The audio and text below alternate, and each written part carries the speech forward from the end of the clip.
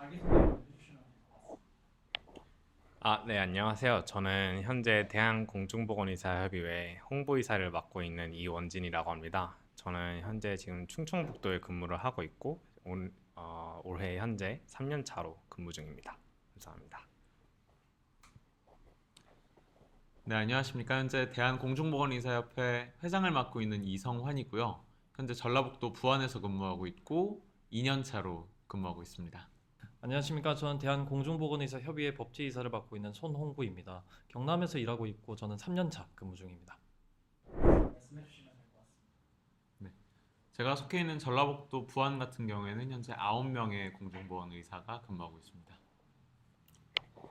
제가 지금 현재 일하고 있는 지자체에는 병원에 계신 변공의사님 한 분을 제외하고 지금 보건소와 지소에 총 4분의 선생님이 일을 하고 계십니다. 네, 저희 지자체에서는 의과 공중보건의사가 총 8분 계십니다. 민원은 몇 분 정도 되십니까? 지금 전문의 선생님 1분 그리고 일반인 선생님 2분이 나가 계십니다.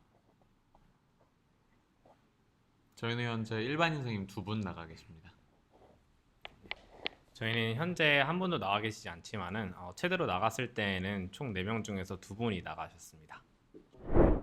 정보를 받을 때 저희 같은 경우에는 총 2분이 최대로 나갔었는데 한 분은 전문의 선생님, 한 분은 일반의 선생님이셨습니다. 전문의 선생님 같은 경우에는 그냥 일방적인 통보가 왔었고 일반의 선생님 같은 경우에는 이제 파견지는 통보가 됐었지만은 누가 나갈지는 저희 내부에서 뽑기를 통해서 정했었습니다. 일단 그 파견지 선정 과정에서 공중보건의사가 이제 개입할 수 있는 부분은 없었다라고 생각을 하고요. 저 같은 경우에는 전라남도 영암에서 근무를 하던 와중에 파견이 됐었고 도관 이동을 해서 전라북도 부안군에 근무하고 있는 그 사이 기간에 이제 파견이 됐었습니다. 근데 제가 이제 근무하던 근무지를 그대로 이제 전북 부안군에 있는 다른 선생님이 인계받아서 업무에 다시 이제 임하게 되셨습니다. 네, 저희 지자체에서도 전문의 선생님은 일반적인 통보로 파견 차출이 되셨고 일반인 선생님 같은 경우에는 파견지는 일방적인 통보였으나 그 안에서 이제 선택권이 좀 주어졌었고 순서 같은 경우에도 지자체 내부에서 논의는 가능했습니다. 관계 같은 것들이 있었을까요? 저희는 근무지 주변으로 최대한 배정하려고 도청 측에서 요청을 하셔가지고 중수본에서 그렇게 배정을 좀 해줬습니다. 저의 경우에는 확실히 이제 거주지 그리고 원래 이제 수련을 받던 병원하고 매칭이 되었었는데요. 근데 부안군에 와서 다른 분께서 이제 일하시고 있는 병원과 그분이 원래 이제 거주하셨던 곳 출신 학교를 비교했을 때는 아무런 상관관계가 없었습니다. 네, 저희 같은 경우에는 전혀 상관관계가 없었는데요. 일단 전문의 선생님의 경우 연고지가 전혀 없는 서울의 대학병원 쪽으로 가게 되셨고 그리고 일반의 선생님 같은 경우에는 저희가 충북 지역임에도 불구하고 저기 경남의 종합병원으로 보내져가지고 그거에 대한 애로사항이 좀 있었던 것 같습니다. 혹시 어느 정도 됐었나요? 저희 같은 경우에는 일단 전문의 선생님 같은 경우는 일방적으로 통보가 됐었고 그리고 일반인 선생님 같은 경우 약 하루 정도의 시간이 주어졌습니다. 그래서 하루 만에 이제 누가 갈지를 정해라 이렇게 내려왔습니다. 저희 같은 경우에도 시간이 충분히 주어지지 않았고 주말 포함해서 3일 정도의 시간이 주어졌던 것으로 기억합니다. 예, 첫 차출 당시에는 전문의 선생님 같은 경우에는 당일 통보 받으신 경우도 있었고 일반인 같은 선생님들은 하루 전에 보통 확정이 나서 안내를 받은 경우가 많았습니다. 시간도 그렇게 조금 적었을까요? 예, 실제로 저 같은 경우에도 파견 실제로 나가기까지도 하루도 걸리지 않았고 실제로 나갔을 때도 좀 잘 정립이 되지 않은 경우도 많았습니다. 주변 제 지자체에서 전문의 선생님들이나 일반인 선생님들 얘기를 들어봐도 약 하루에서 이틀 정도밖에 실제 준비 기간이 없었습니다. 네, 저희도 마찬가지로 하루 이틀 정도의 시간이 주어졌습니다. 네, 저희 같은 경우에는 전문의 선생님은 이제 금요일에 정해져가지고 이제 당장 월요일부터 파견지로 이동을 해서 근무를 해야 하는 실정이었고요. 그리고 일반인 선생님 같은 경우에는 당장 다음 날부터 이제 파견을 시작을 했어야 되는데 이제 병원 측에서 조금 배려를 해줘서 하루 정도는 좀 쉬고 이제 짐 옮기고 이제 그 다음 날부터 근무를 하신 걸로 압니다. 아, 근무지와 근무 형태에 대해서 말씀해 주시면 또 될 것 같습니다. 저의 경우에는 보건소에서 근무하고 있었고요. 의사로서는 혼자서 한 명 근무하고 있었습니다. 근무 형태에 대해서 말씀해 주시면 또 될 것 같습니다. 저 같은 경우에는 이제 파견을 갔을 때 강남 세브란스 응급실에서 근무를 진행을 했었고요. 제가 가면서 비게 된 보건소는 보건지소에 계신 선생님들께서 돌아가시면서 순회 진료하는 방식으로 의료 공백을 메꿔 나갔습니다. 어떤 방식이었는지 말씀해 주시면 감사하겠습니다. 저희 같은 경우에는 일단은 보건소를 비울 수는 없다 보니까 사실 공중보건의사 선생님들이 선택할 수 있는 방법이 없었고요. 무조건 이제 순회 진료를 했어야만 했고 그 횟수 같은 경우에는 뭐 3년차, 2년차, 1년차 사이에서 어느 정도 조율이 있었던 것으로 합니다. 그 부분에 대해서 말씀해 주실 수 있을까요? 우선 기본적으로 보건소가 보건지소보다 힘든 경우가 굉장히 많습니다. 보건소 같은 경우에는 영암이 굉장히 작은 지자체였음에도 불구하고 보건소에서 근무하고 계신 분들이 100명이 넘어갔고요. 단순하게 진료뿐만 아니라 예방, 모바일 헬스케어, 뭐 원격 의료와 같이 사실 사업적인 부분들도 공중보건의사가 계속해서 핸들해야 되는 부분들이 있어서 실제로 보건지소에서 보건소로 이제 순회 진료하시는 분들의 업무량이 크게 증가했다라고 말씀드릴 수 있을 것 같습니다. 인센티브가 주어진 부분도 있을까요? 아마 출장비 수준, 순회 진료에 따른 출장비 수준의 인센티브만 있었고 통상적인 수준을 넘어서는 인센티브는 없었던 것으로 압니다. 파견자의 교체가 있었는지 여쭙고 싶습니다. 제가 이제 부안군으로 가면서 파견자 교체가 이루어졌었는데요. 부안군 같은 경우에는 이제 모든 의과 선생님들이 한 번씩 돌아가는 방식으로 파견을 진행을 했었습니다. 파견지도 새롭게 선정이 되었습니다. 파견지는 그대로 유지가 됐었습니다. 강제적으로 연장됐던 케이스가 있을까요? 저희 같은 경우에는 이제 그 뒤에 일할 이제 대체 근무자를 계속 이제 정해놓고 운영하는 상태였어서 불합리하게 파견 연장이 되는 경우는 없었습니다. 선생님의 근무 형태에 대해서 말씀해 주시면 또 될 것 같습니다. 예, 저는 경남에서 근무를 하고 있었는데 지소를 2개 보고 있었습니다. 제가 원래 배치받았던 메인 지소는 이제 월요일, 수요일, 금요일 근무를 했고 그다음에 이제 서브로 보고 있던 순회진료 지소는 화요일, 목요일 이렇게 이틀 돌고 있었습니다. 폐쇄된 근무지가 있을까요? 저희 지자체에서는 없었습니다. 선생님의 근무 형태가 바뀐 부분이 있을까요? 예, 아무래도 파견 가신 선생님들을 메꾸기 위해서 예를 들어서 서브 지소로 나가는 화요일, 목요일 중에 목요일을 다른 지소나 보건소로 간다던가 아니면 메인 지소 월수금 중에 금요일을 다른 지소로 대진을 간다던가 그렇게 순회 근무 형태가 좀 바뀌었습니다. 어떠한 방식으로 그렇게 정하게 되셨나요? 처음에는 보건소에 좀 일방적인 통보가 있었고 그 때문에 지자체 내에서 공보이들 간 사이에 좀 많은 진통이 있었습니다. 그래가지고 군 대표님을 통해서 보건소 측과 약 일주일 정도 협상을 한 끝에 저희가 스케줄을 정해서 좀 최대한 조율을 해서 말씀드리는 방향으로 최종 결정을 했습니다. 그 부분에 대해서 말씀해 주실 수 있을까요? 특히 저희가 아까 말씀드렸듯 제가 서브로 나가는 지소가 화요일 날 가게 되고 목요일 날 다른 지소로 가게 되면은 그 지소들은 각각 일주일에 한 번씩 열게 됩니다. 제가 원래 가던 데는 일주일에 화요일, 다른 지소는 일주일에 목요일 하루만 열게 되는데 제가 그날에 뭔가 일이 있어서 연가나 다른 걸 쓰게 되더라도 반드시 일주일에 한 번은 열어야 된다는 게 이 지자체의 생각들이기 때문에 연차나 뭐 아니면 병가나 다른 휴가들이 좀 제한되는 사항들이 있었습니다. 주어졌던 어떤 인센티브 같은 것들은 있었을까요? 저희가 당연하게 받아야 되는 순회 진료에 따른 어떤 수당 그리고 출장비 이외에 다른 인센티브는 없었고 아까 말씀드렸듯이 휴가 제한 같은 오히려 좀 디메리트들만 더 많이 있었던 것 같습니다. 선생님의 지역의 경우에는 파견자의 교체가 있으셨나요? 저희 지자체는 교체는 없었습니다. 네, 반대적으로 연장되었던 케이스는 있을까요? 제가 알기로는 없습니다. 그 형태에 대해서 먼저 말씀해 주시면 될 것 같습니다. 네, 우선 저희 지자체에는 총 5분의 이제 공중보건의사가 있는데요. 이제 한 분은 이제 병원에 민간병원에 근무를 하시는 병공의 선생님이시고 그 외에 나머지 4분이 이제 보건소 1개와 이제 지소 6개를 맡았었는데 보건소 같은 경우에는 한 분이 그냥 지속적으로 상주를 하고 있었고 그리고 지소 6개는 둘 이렇게 나눠가지고 한 명당 2개씩 보는 형태로 저희는 운영을 했었습니다.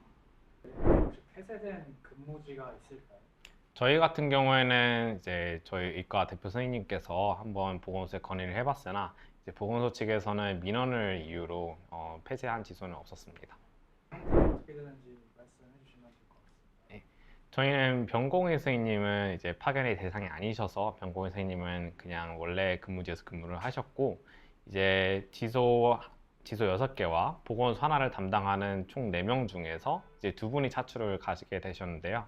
그래가지고 총 2명이서 이제 보건소 하나 그리고 지소 6개를 봤는데 한 명이 보건소에 상주를 하고 있고 나머지 한 분이 선생님이 이제 지소 6개를 담당을 하셨습니다. 선생님께서 어떻게 논의를 하셔서 정하게 됐나요? 저희 같은 경우에는 뭐 저희 내부에서 논의를 했다거나 그런 거는 없었고 그냥 보건소에서 그냥 이렇게 해라 하고 일방적으로 저희한테 통보를 해줬습니다. 말씀해 주시면 될 것 같습니다. 아무래도 원래 이제 지소 6개를 선생님 3분이서 봤을 때에는 이제 환자분들이 조금 뭐 월수금, 뭐 화목 이렇게 지소에 오시면은 선생님들이 계셨기 때문에 좀 괜찮았는데 아무래도 한 분이서 지소 6개를 보다 보니까 선생님께서 없는 날도 많잖아요. 그러다 보니까 환자분들이 헛걸음을 하시고 이제 보건소로 오시거나 아니면은 지소를 맡는 선생님이 계시는 곳으로 가시거나 하는 일들이 있었는데 그러다 보니까 환자가 좀 몰리고 조금 로딩이 좀 많아지는 그런 일들이 좀 있었습니다. 예, 그렇기 때문에 이제 환자분들께서도 아무래도 조금 불편함을 많이 겪고 저희한테 막 민원을 조금 많이 넣으시거나 하는 그런 부분들도 좀 많이 있었고요. 또 지소 6개를 보신 선생님들 같은 경우에는 이제 계속 옮겨 다녀야 하시니까 좀 그런 분들이 힘들었던 것 같습니다. 어떤 인센티브가 주어진 부분이 있을까요? 우선은 보건소를 이제 상주하고 계시는 선생님 같은 경우에는 따로 특별한 인센티브는 없었고요. 그 대신에 이제 지수 6개를 돌아다니시는 선생님 같은 경우에는 출장비 같은 것들이 좀 주어졌습니다. 하지만 출장비 외에 뭐 늘어난 로딩에 대해서 뭐 특별 휴가라든가 뭐 다른 수당 같은 것들은 따로 챙겨지진 않았습니다. 파견자의 교체가 있는 경우였었나요? 저희 같은 경우에는 파견자의 교체는 아직 없는 상황입니다. 아니면 강제적으로 연장되었던 케이스는 있으신가요? 네, 제가 알기로는 한 분의 선생님이 이제 파견 연장을 이제 신청을 안 했는데 이제 강제적으로 파견 연장이 되셔가지고 조금 더 근무를 하다가 오신 것으로 제가 알고 있습니다. 말씀해 주시면 좋을 것 같습니다. 우선은 앞서 말씀드린 것처럼 이제 파견이 일방적으로 통보가 되고 그리고 파견이 통보되는 것도 이제 기간이 얼마 남지 않은 시점에서 이게 통보가 되다 보니까 조금 애로사항들이 많았던 것 같습니다.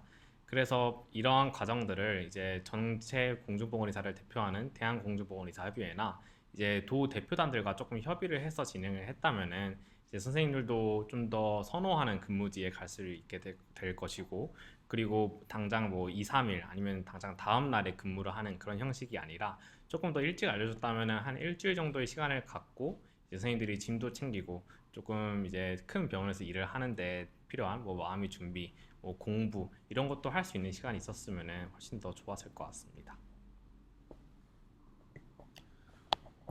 그 파견 과정에서 말씀드릴 부분이 이제 이원진 이사님께서 말씀을 잘 주셨고, 저는 이제 파견자에 대한 보호책이 좀 마련이 체계적으로 되었으면 좋겠다라고 생각을 많이 했습니다.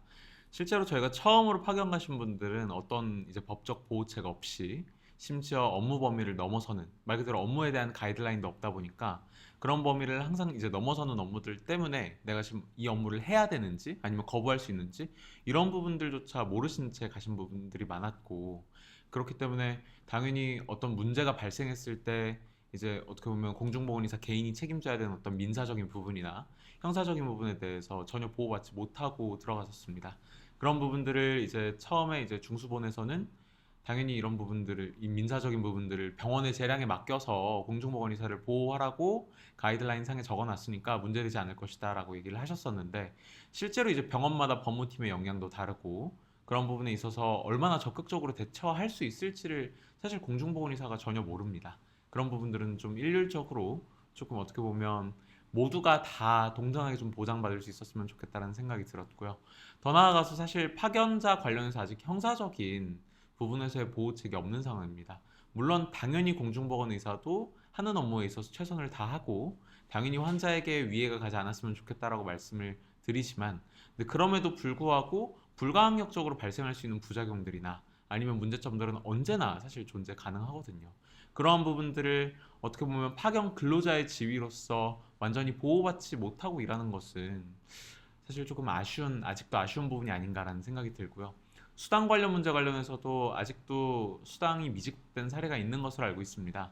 근데 이제 아예 다른 지자체로 가다 보면 식비나 숙박비 등 실비 성격의 어떤 지출을 사실 공중보건의사가 계속 감내를 해야 되는데, 사실 한 달, 두 달 길어지다 보면 수당이 미지급됐을 때 그런 부분들을 당연히 자기가 먼저 돈을 내거나, 그런 여력이 없는 분들은 뭐 적금을 깨거나 마이너스 통장을 들거나 그런 방식으로 사실 생활비를 조금 유지하고 있었던 사례들을 저희가 접했습니다. 그래서 그런 부분에 있어서도 당연히 공중보건 의사이기 이전에 어떻게 보면 파견 근로자로서 생각해 주시고 조금 보호할 수 있는 수단들이 지금이라도 조금 마련이 되면 좋지 않겠는가라는 생각이 듭니다.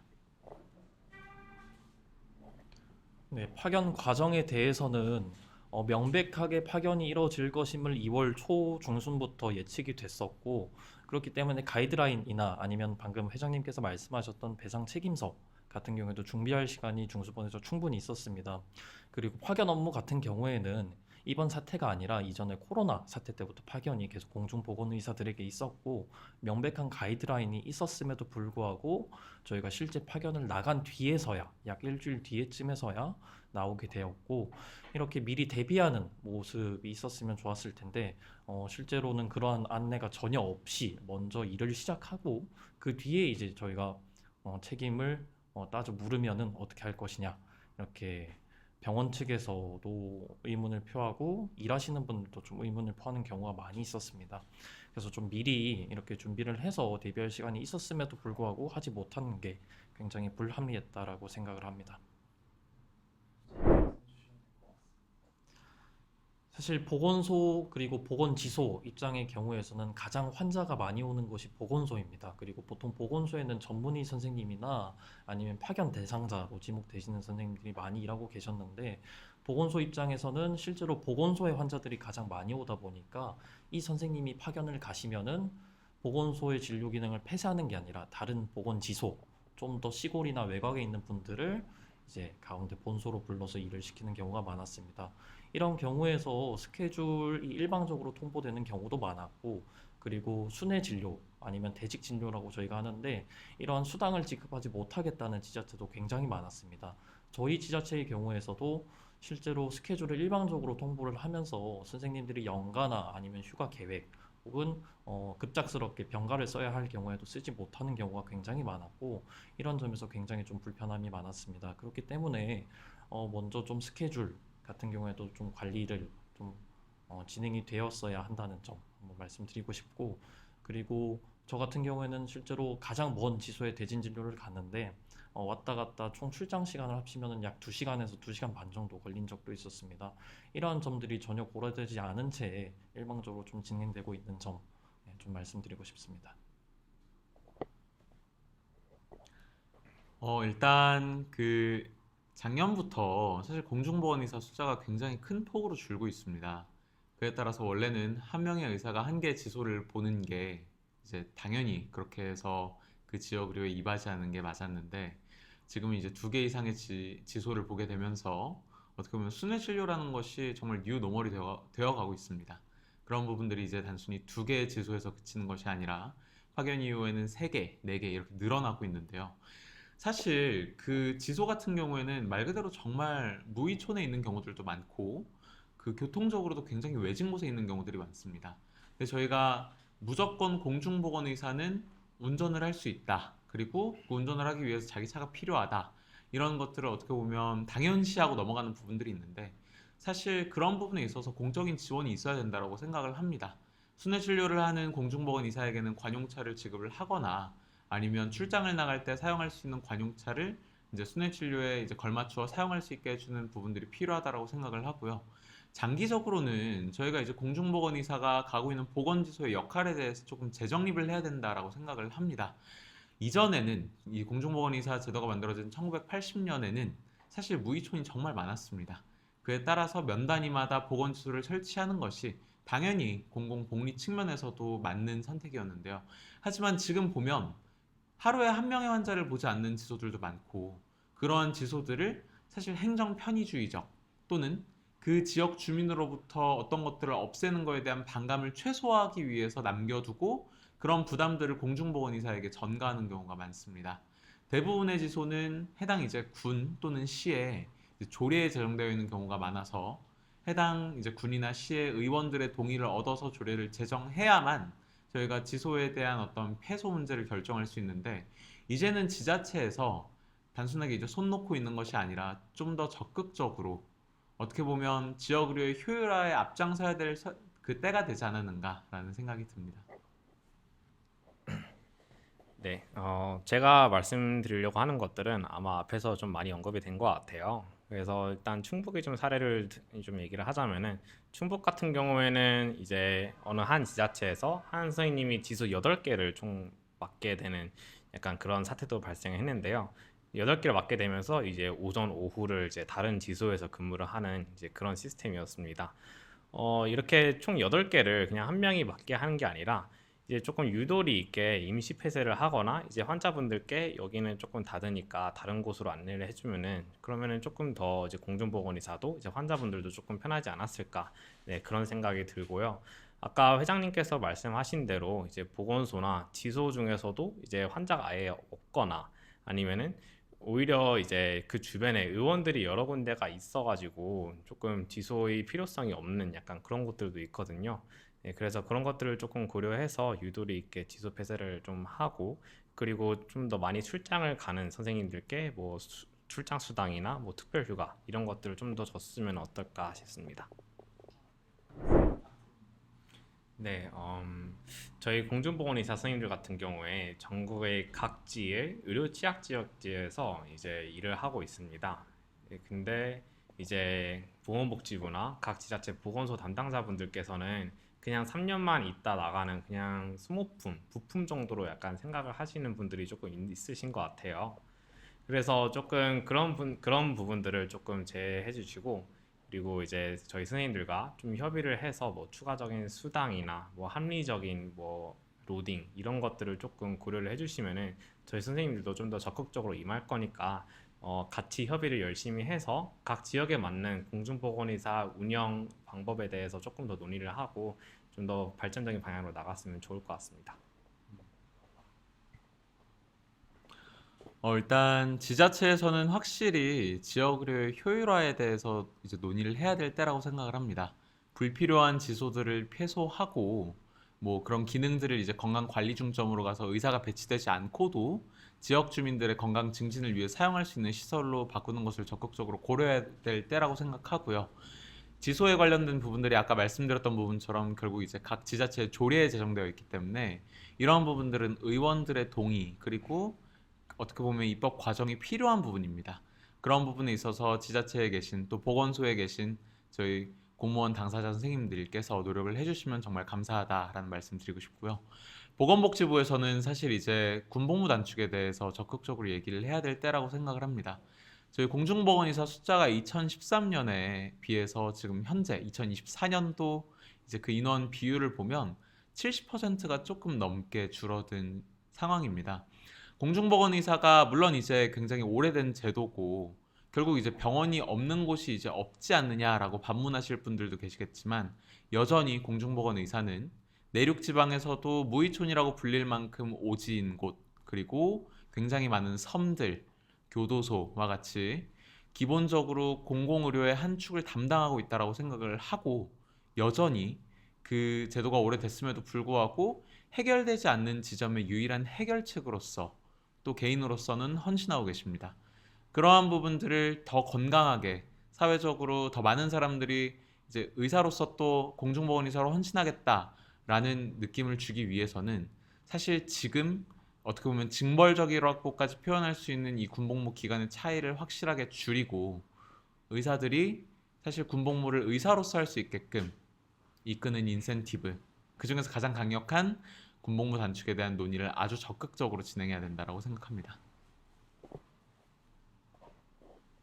예, 저는 개인적으로 파견과 관련돼서 보건복지부 관계자분들께 꼭 드리고 싶은 말씀이 있습니다. 이미 파견 가이드라인이 늦게 나온 것 같은 경우에는 이미 지나간 일이지만은 현재 진행되고 있는 파견 수당 지급 지연이나 아니면은 실제로 수요 조사 잘 매칭이 되지 않아서 실제로 필요하지 않은데도 파견되고 있고, 그렇게 돼서 갑자기 파견이 취소돼서 돌아오시는 분들도 많습니다. 이러한 파견상의 문제점들을 제발 다시 한 번만 자세하게 살펴봐 주시고 정말 지역 의료, 지역 취약지에서 지역 의료를 수행할 수 있도록 저희 공중보건의사들의 제 역할을 할 수 있도록 많은 도움 주셨으면 감사하겠습니다. 지금 지역 취약지에서 지역 의료를 지키고 있는 공중보건의사들이 대학병원으로 차출되어서 대학병원의 업무를 하고 있습니다.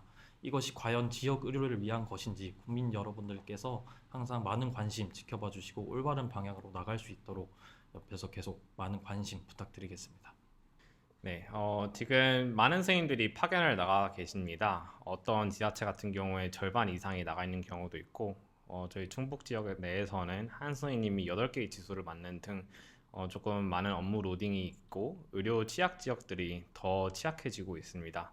그럼에도 불구하고 저희 공중보건의사 선생님들은 각 취약 지역에서 되게 열심히 일을 하고 있으니까 조금 아무리 많이 불편하시더라도 조금 더 참고 사태가 잘 원활하게 해결되기를 조금 더 기다려주시면 감사하겠습니다.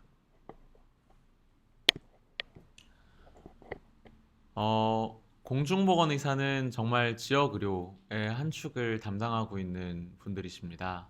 정말 어떻게 보면 청춘의 3년을 자기의 연고지와는 전혀 다른 곳에서, 그것도 대한민국에서 가장 오지라고 불릴 만한 곳에서 각자 이제 환자분들을 보시면서 헌신하고 계십니다.